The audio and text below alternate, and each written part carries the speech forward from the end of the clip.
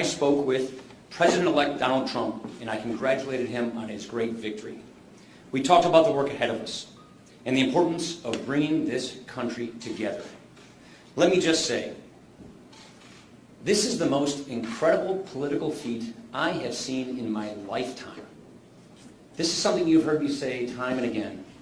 7 out of 10 Americans, they do not like the direction our country is going. Many of our fellow citizens feel alienated and have lost faith in our core institutions. They don't feel heard, and they don't feel represented by those in office. But Donald Trump heard a voice out in this country that no one else heard.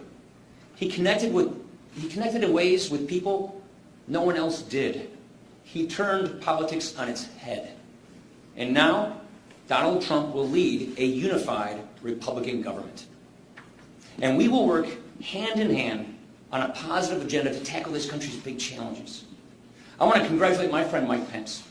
Mike Pence is a good man, a principled conservative, and he will make a great vice president. I want to congratulate Reince Priebus.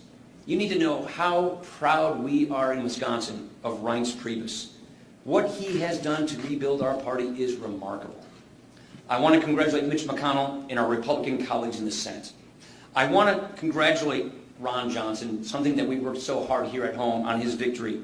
Ron, Scott Walker, and I just spent 4 days on a bus in Wisconsin, crisscrossing this state, urging all Republicans to come together to unify to win, and that's exactly what happened.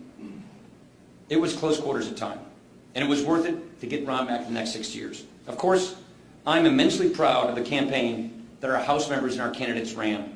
I want to congratulate Greg Walden and the team at the NRCC and our entire House leadership team. What a phenomenal job. Look at it this way. Our House majority is bigger than expected. We won more seats than anyone expected, and much of that is thanks to Donald Trump. Donald Trump provided the kind of coattails that got a lot of people over the finish line so that we could maintain our strong House and Senate majorities.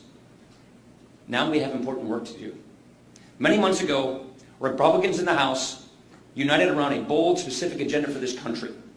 It offers a better way forward for America, and it will help us hit the ground running as we work with Donald Trump to do this. We will honor the timeless principles that our country was founded on: liberty, freedom, free enterprise, consent of the governed, and we will apply those principles to the problems of the day. This is the kind of unified Republican government that we set out to deliver. I want to close with this. There is no doubt our democracy can be very messy, and we do remain a sharply divided country.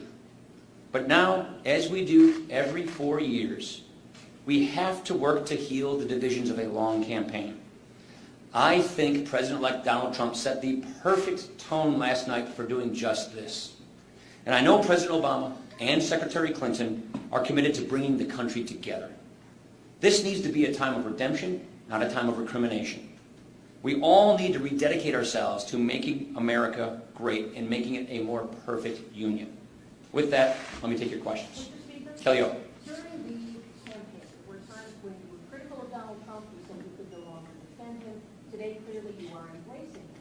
Some of your colleagues were critical of you, thinking you had not embraced Donald Trump enough during the campaign. Is your relationship with the president-elect and your conservatives in the House intact? Yes, it is. I think our relationship's fine. I've spoken with Donald twice in the last 18 hours. We spoke last night. We spoke again this morning. I spoke with my good friend Mike Pence twice as well. I think we are going to hit the ground running. We're already talking about getting our transitions working together. We're very excited. Look, Kelly, when I say 7 out of 10 Americans don't like the direction the country's going, they just voted. I think what Donald Trump just pulled off is an enormous political feat. It's an enormous feat in that he heard those voices that were out there that other people weren't hearing. And he just earned a mandate. And we now just have that unified Republican government. If you listen to us in the closing days of this campaign, whether it was crisscrossing America or crisscrossing Wisconsin, we were making an appeal to our fellow citizens and to all Republicans to come home and to unify. And we did just that, and that's why I'm excited about where we are. Yeah. During any of your conversations with the president-elect, did he assure you that he supports your speakership? We had great conversations about how we work together on the transition to make this work together. We're trying to get our schedules lined up to meet, to flesh out how we build our transition, how we go forward. And so, yes, I'm very excited about our ability to work together. What do you say to voters in Wisconsin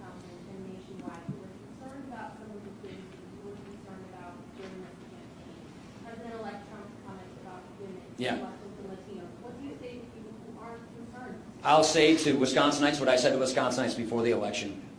Look at these issues. Look at the potential for our country. Look at the direction we've been going. Look at the direction we need to go. And look at what a unified Republican government can get you. Look, I'm really proud of the fact that for the first time since 1984, Wisconsin's 10 electoral votes went to Republicans. This is an enormous feat. But frankly, you saw the Marquette poll. I mean, Charles, you saw it. We didn't think it could happen. Donald Trump turned it on its head. Donald Trump delivered the 10 electoral votes. And by the way, he helped elect a strong majority in the Senate and a strong majority in the House. Charles. So let me ask you about that. Do you feel, you said you used the word mandate, you're going to repeal and replace Obamacare? How quickly, how soon, what does it look like? And what do you say to those folks that just don't feel like he is going to be their president? I think after a tough campaign where people believed that they were pitching so hard from one side or the other, the time is to heal and to unify. This health care law, Charles, is not a popular law. This health care law is collapsing under its own weight. And so to your specific question about repealing and replacing Obamacare, this Congress, this House majority, this Senate majority has already demonstrated and proven we're able to pass that legislation and put it on the president's desk. Problem is, President Obama vetoed it. Now we have President Trump coming who is asking us to do this. So with unified Republican government, we can fix this. We can fix these problems. Look, it's not just the health care law that we can replace because we now have shown the willingness and the ability to do it. There are so many more things that I'm excited about. Think about the laid-off coal workers now who see relief coming. Think about the farmers here in Wisconsin who are being harassed by the EPA and the waters of the USA. Think about the ranchers in the West who are getting harassed by the Interior Department or the laid-off timber workers. There is relief coming. This is good for our country. This means that we can lift the oppressive weight of the regulatory state. We can restore the Constitution. Think about the conservative, Constitution-respecting judges that will be nominated. This is very exciting. Tim. Mr. Speaker, I wonder if you see a reconfiguration of the Republican Party at this point, perhaps sort of away from the ideas, aspects you have long talked about, promotion of conservative principles and more towards sort of a populist Republican Party. And as part of that, also, I wonder if a lot of your colleagues in the House and Senate candidates as well ran explicitly saying that they would be a check on this incoming Republican president. And I wonder, as Speaker, what is the balance you need to strike now between working with the president? It's a good question. Trying to hedge, to make sure that Republican government does not repeat the mistakes of the latter half of the George W. Bush. I think the mistakes of the Republican government is that we didn't do the right thing at the right time. I think the mistakes that we made in the past is we didn't seize the opportunity when it presented itself. The opportunity is now here. And the opportunity is to go big, to go bold, and to get things done for the people of this country.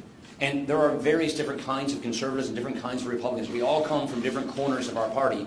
The key here is not only to unify and merge these approaches, as you just described, but to also invite everyone else in the country to get us focused on our solutions. What I see here is great potential. What I see here is with a unified government and not having more of this protracted, divided government that has been plaguing us for so many years. What I see now here with a unified government is the opportunity to get back to work for the American people. Donald Trump pulled off an amazing political feat. He deserves tremendous credit for that. It helped us keep our majorities.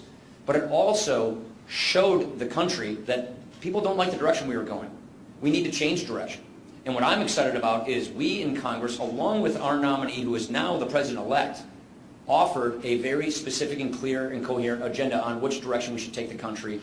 And that is now the direction we're going to go. And that's why I'm excited about working with our president-elect, working with our vice president-elect on the transition to make sure that we hit the ground running. Mr. Speaker? Yeah. Mr. Speaker, you say you want to unify the country, bring people together. I'm hearing a pervasive sense of fear from many people this morning. They don't know what to expect. They're worried about civil liberties being violated, things Mr. Trump has suggested during the campaign. What do you say to that? Well, Frank, I don't think people should be worried about civil liberties being violated because take a look at the judges that he's already said he would choose from to put on the Supreme Court. These are judges that actually respect the Bill of Rights, that respect the Constitution. I think one of the biggest victories of this race is the Constitution itself. And so for those people who are concerned or for those people who clearly didn't want the Republicans to win, we have a very clear agenda. We believe in the principles that built this country. We believe in the Constitution. We have an agenda to get people back to work. We want to bring accountability to the federal government. We want the federal government to respect the states. This is exciting. And so for those people who are concerned, this is a time to unify, this is a time to heal. And I think, again, our president-elect, he set the right tone last night with his speech, which was to be magnanimous, to be presidential, and to bring people together. Mr. Speaker, you keep saying you're going to work with him on the transition. Just to be clear and get a specific answer, you intend to run for speaker? Yes. And Donald Trump's people running his campaign tried to take you out in the primary. So it's not. This is not. I don't worry about things like that, Jake. I don't worry about inter-party issues. I don't worry about inter-party. I feel very good where we are. Donald and I have had fantastic conversations just in the last 18 hours. Mike Pence and I had a great conversation about the transition, meaning how do we make sure that when his hand comes off the Bible, when he's sworn in as president, we are hitting the ground running. And we are very excited about working with him to make sure that that's the case. Last question. Yeah. In terms of hitting the ground running, you've got the lame duck coming up. I'm wondering if you were changing your approach on what you've been doing with the short-term spending bill, and are you going to reopen a budget bill so you can do budget reconciliation for tax reform or Obamacare? I won't get into the reconciliation issues. I think that's something to be predetermined. I want to sit down with our president-elect and his team to talk about what they want to achieve in the lame duck, what work they want to see taken care of now, what work they would like to take up when they come in office. This is something that we're going to have to plan with our president-elect on this transition. But I got to tell you, having been involved in these lame ducks before, it is very exciting to be going into a lame duck where we have a Republican president following right after it. So I'm excited about that. We're going to coordinate with our president-elect on just what they're hoping we can achieve in the lame duck. Thank you, everybody.